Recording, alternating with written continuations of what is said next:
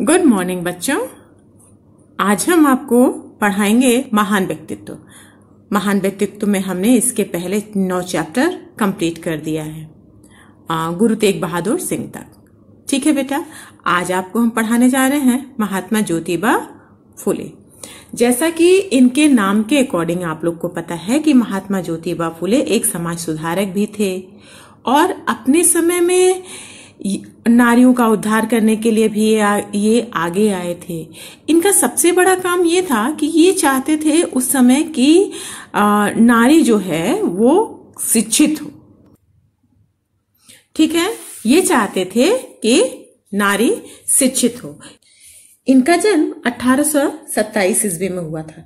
जब ये छोटे थे, छोटी अवस्था में ही थे, तभी इनकी माँ का देहांत हो गया था और इन्होंने क्या किया, एक सगुड़ा बाई थी, उनके घर इनका लालन पालन हुआ। ठीक है बेटा, और ये जब थोड़ा बड़े हुए, मतलब 6-7 साल के हुए, तब इन्होंने पढ़ना लिखना शुरू किया। ठीक है, घर में ही, और सगुड़ा बाई ने ही ज्यादा ध्यान दिया उनके, क्योंकि ये बहुत समझदार थे। तो उनके आसपास में एक लोग रहते थे जिन बहुत विद्वान थे, गफ्फार बेग और फादर लिजिट। इन दोनों लोगों ने इन्हें स्कूल भेजना शुरू किया, क्योंकि इनकी माता का तो देहांत बचपन में ही हो चुका था।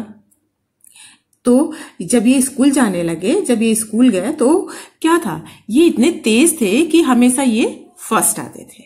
ठीक बेटा, और इन्होंने क्या किया, जब ये स्कूल गए तो इन्होंने देखा, उस समय जब थोड़ा सा ज्ञान हुआ तो इन्होंने समाज, धर्म और देश के बारे में बहुत सोचना शुरू किया।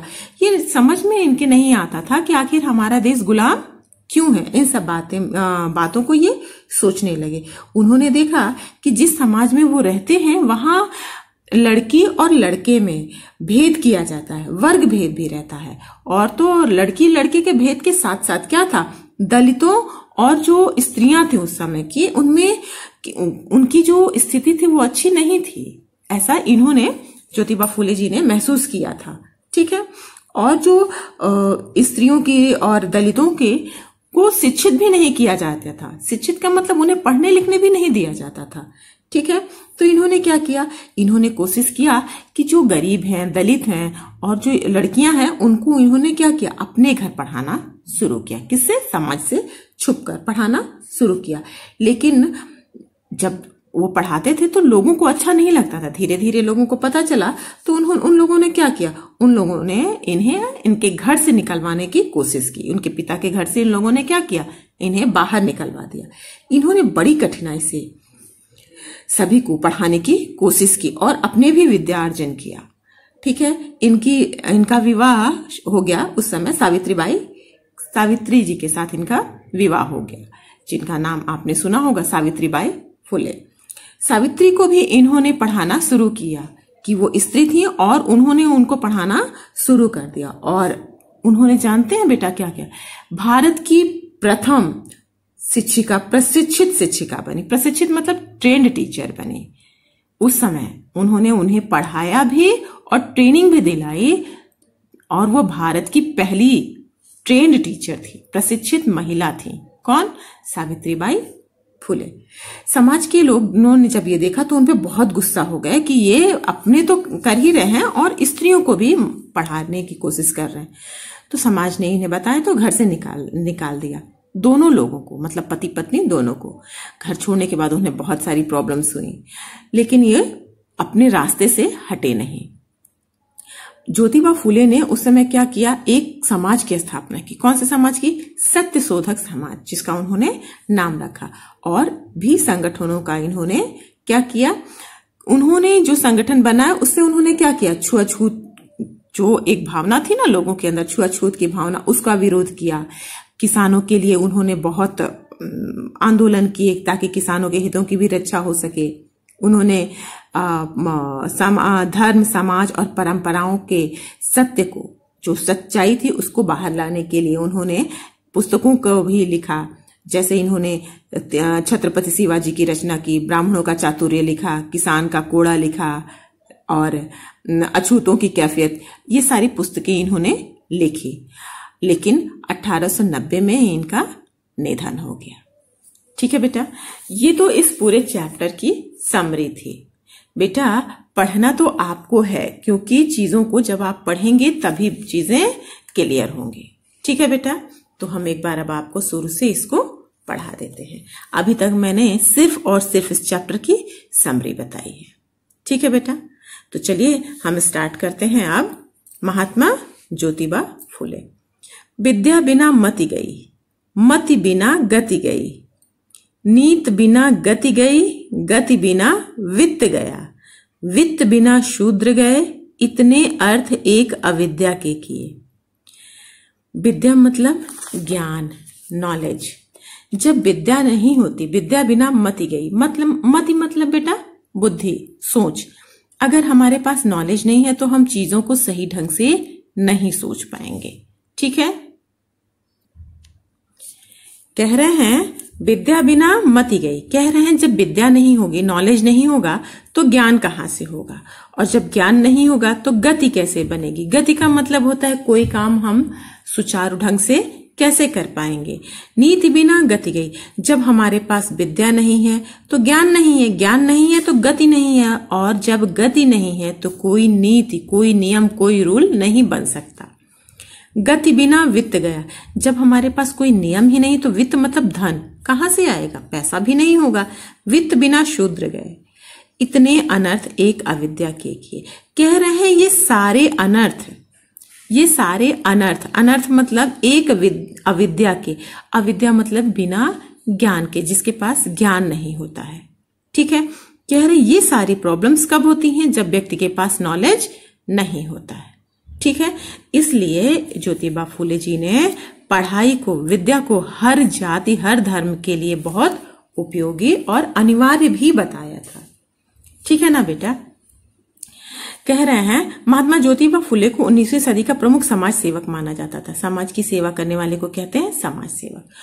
उन्होंने भारतीय समाज में फैली अनेक कुरीतियों को, कुरीतियों का मतलब होता है कुरीतियां, कुरीतियों का मतलब है समाज या व्यक्ति को हानि पहुंचाने वाली रीति। रीत का मतलब होता है बेटा जो परंपराएं तो आ रही हैं, लेकिन जब समय बदलता है तो सभी चीजों को बदलना पड़ता है। ठीक है, जो पुरानी रीतियां थी, अनेक कुरीतियों को दूर करने के लिए सतत संघर्ष किया। उन्होंने बुराइयों को दूर करने का प्रयास किया। अछूतोद्धार, अछूतों का उद्धार, नारी शिक्षा, विधवा विवाह और किसानों के हित के लिए ज्योतिबा ने उल्लेखनीय कार्य किए। इन सारे कामों के लिए उन्होंने क्या किया, बहुत ही बड़ा कार्य किया। 1827 ईस्वी में ये पैदा हुए थे। ठीक है, 1 वर्ष की अवस्था में इनकी माता का देहांत हो गया था। ठीक है, कितने साल की उम्र में इनकी माता का देहांत हो गया था? 1 साल की उम्र में इनकी माता का निधन हो गया था। ज्योतिबा का लालन पालन सगुड़ाबाई नामक एक दाई ने किया। सगुड़ाबाई ज्योतिबा को माँ की ममता और प्यार दिया। जो सगुड़ाबाई थी उन्होंने बहुत प्यार से पाला इन्हें, क्योंकि इनकी माता जी नहीं थी।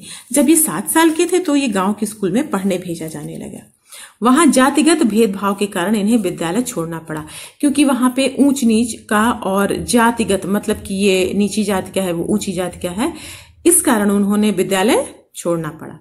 स्कूल छोड़ने के बाद उनमें पढ़ने की ललक बनी रही। ललक मतलब जिज्ञासा, बहुत ज्यादा इच्छा होना।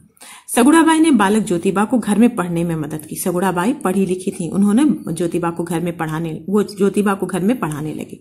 घरेलू कार्यों के बाद जो समय बचता वह किताबें पढ़ते। ज्योतिबा पास पड़ोस के बुजुर्गों से विभिन्न विषयों में चर्चा करते। लोग उनकी सूक्ष्म और तर्क संगत बातों से बहुत प्रभावित हुए।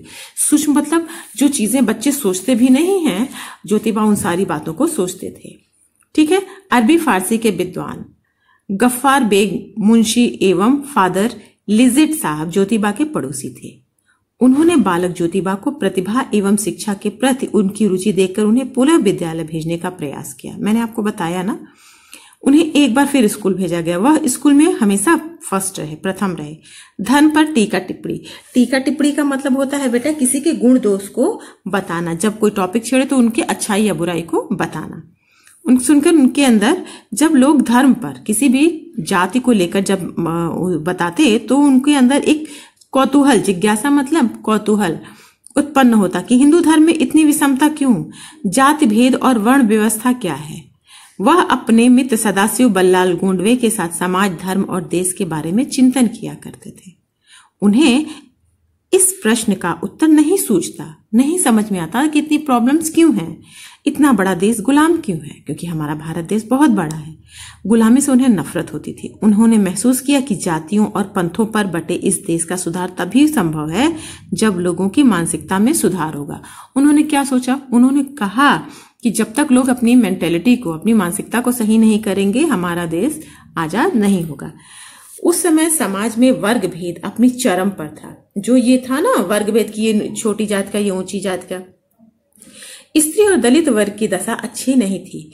उन्हें शिक्षा से वंचित रखा जाता। ज्योतिबा को इस स्थिति पर बड़ा दुख होता। उन्होंने स्त्री दलितों की शिक्षा के लिए सामाजिक संघर्ष का बीड़ा उठाया। उनका मानना था कि माताएं जो संस्कार बच्चों पर डालती हैं उसी में उन बच्चों के भविष्य के बीज होते हैं, इसलिए लड़कियों को शिक्षित करना आवश्यक है। उनका मानना था कि जब तक लड़कियां, स्त्रियां शिक्षित नहीं होंगी देश का उद्धार नहीं हो सकता। ठीक है बेटा। उन्होंने निश्चय किया कि वह वंचित वर्ग जिनको शिक्षित नहीं किया जा रहा है, शिक्षा के लिए स्कूल का प्रबंध करेंगे। वंचित का मतलब होता है अलग करना। वंचित का क्या मतलब होता है? अलग करना, किसी चीज से अलग करना। ठीक है, वंचित करना, दूर रखना उस चीज को। उन्होंने क्या किया, उस समय जाति पात, ऊंच नीच की दीवारें बहुत ऊंची थी। दलितों एवं स्त्रियों की शिक्षा के रास्ते बंद थे, मतलब इन दोनों को शिक्षित नहीं किया जाता था।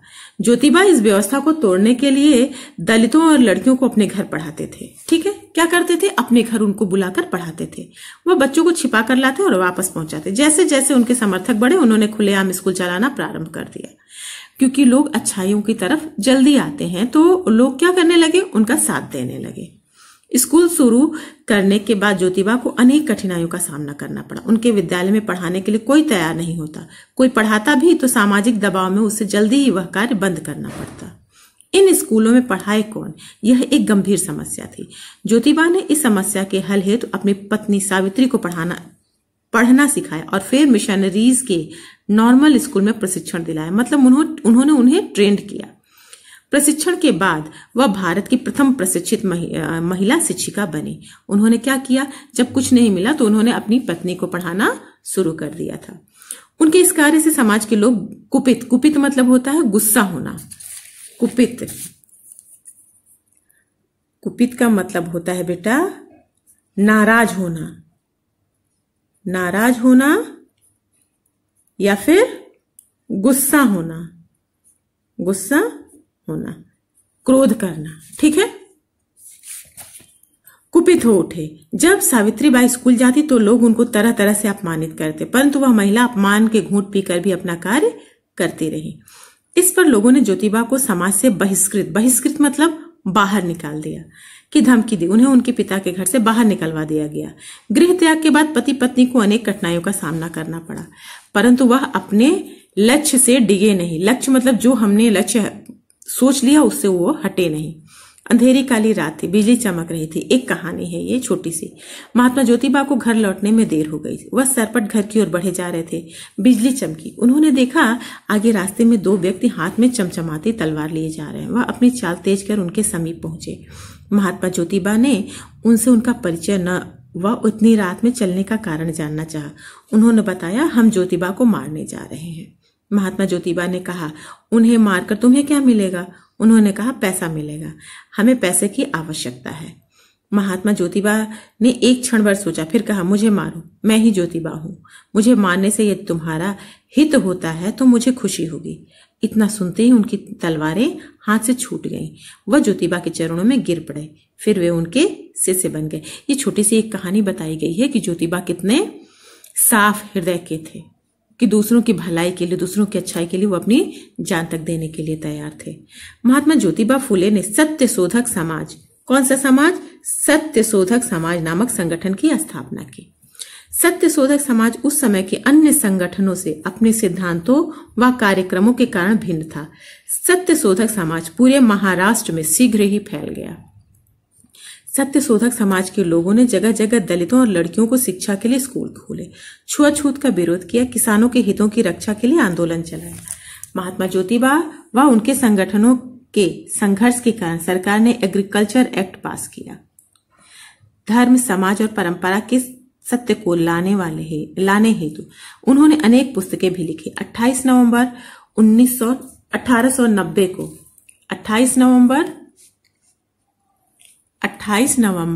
1890 को उनका देहावसान हो गया, अर्थात उनकी मृत्यु हो गई। ठीक है बेटा, ये स्टोरी आप समझ सकते हैं। जीवन भर गरीबों, दलितों व महिलाओं के लिए संघर्ष करते हुए इस सच्चे नेता को जनता ने आदर से महात्मा की पदवी दी, पदवी से विभूषित किया, मतलब सम्मानित किया। उन्हें समाज के सशक्त प्रहरी के रूप में सदैव याद किया जाता रहेगा।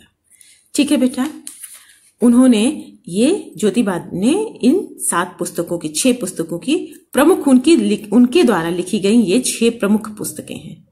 बेटा, ये क्वेश्चन नंबर 7 में पूछा भी गया है कि महात्मा ज्योतिबा फूले द्वारा लिखित पुस्तकों की सूची बनाइए। बेटा, ये 6 पुस्तकों के नाम आप इस क्वेश्चन के अकॉर्डिंग लिख देंगे। हम पीडीएफ में भेज भी देंगे, लेकिन आप इसको ध्यान से पढ़ लीजिएगा, समझ लीजिएगा। उम्मीद करते हैं कि ये स्टोरी आपको समझ में अच्छे से आ गई होगी कि महात्मा ज्योतिबा जी कैसे थे, उन्होंने क्या क्या काम किया। ठीक है, उनका जन्म कब हुआ था और उनकी मृत्यु कब हुई, उन्होंने कौन कौन सी पुस्तकों की रचना की। बेटा, जितना भी पढ़ाया जाता है उसको ध्यान से पढ़ा और समझा करिए। जब आप समझ लेंगे तब चीजों को जवाब देना, मतलब आंसर देना आसान हो जाएगा, जब आप चीजों को समझ लेंगे। हमने जितने भी कठिन शब्द थे मैंने आपको यहाँ पर बता दिए। अगर इसके बाद भी आपको लगता है कि कुछ शब्द ऐसे हैं जो आपकी समझ में नहीं आ रहे हैं, तो आप फिर हमसे पूछ लीजिएगा। लेकिन बेटा, चैप्टर मेरे रीडिंग करने का सिर्फ एक पर्पस होता है कि आप सामने बुक रखें और एक एक लाइन मेरे साथ पढ़ते चलें। इससे आपका 2 बेनिफिट होता है, 2 फायदा होता है आपको। आप एक एक वर्ड को पढ़ भी लेते हैं और चीजें समझ में भी आ जाती हैं। ठीक है बेटा, ये चैप्टर आपकी कॉपियां आपको मिल गई हैं, ये चैप्टर कंप्लीट कर लीजिएगा नीट एंड क्लीन हैंडराइटिंग में पूरा का पूरा। ठीक है बेटा, पूरे का मतलब होता है क्वेश्चन नंबर 1 से लेके क्वेश्चन नंबर 8 तक। 8 में भी आपसे पूछा गया है शहीद के ज्योतिबा की हत्या के लिए भेजे गए उन लोगों के शिष्य बन गए क्योंकि वे उनके विचारों से प्रभावित हो गए थे। आपको सारे क्वेश्चन आंसर अपनी कॉपी में करने, चाहे वो फिलिंग द ब्लैंक्स हो, कुछ भी हो। ठीक है बेटा, सब नंबर 1 to नंबर 8 आप अपनी कॉपी में कर लीजिएगा। ठीक है बेटा, थैंक यू बच्चों।